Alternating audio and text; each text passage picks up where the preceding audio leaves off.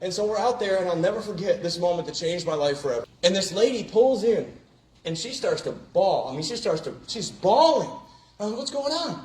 She said, I was just praying to God for a sign. And she knew that God had a plan for her life at that moment. Right.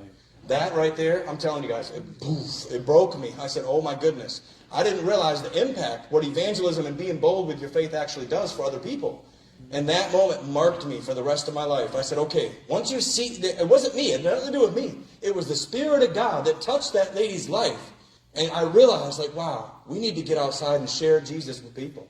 And so our ministry kept going at that point, guys. We just started to go on the streets, and things started to happen, and we got a tent, and we started to do tent things and all types of stuff, man. I mean, God is just moving, And through all that, in 2021, I was working full-time. I was working full-time at FedEx. I was working a full-time job, and I was making pretty good money. And then, I was doing ministry on the side and working full-time. I mean, it's just the way it is, And so I was doing that for years, and then praying, saying, God, I know you've called me to ministry. I don't know how I'm going to start it. I don't know what you want me to do.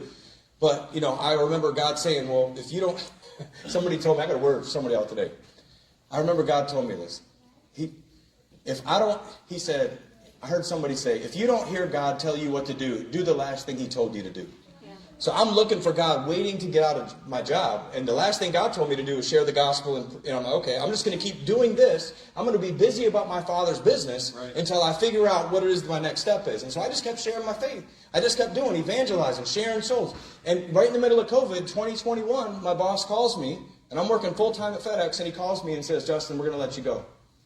For no reason. They just fired me. I think I know what it was. At FedEx, I was sharing Jesus with everybody. Thank you very much. Yeah. I'm telling you, how many people got prayed for on my route?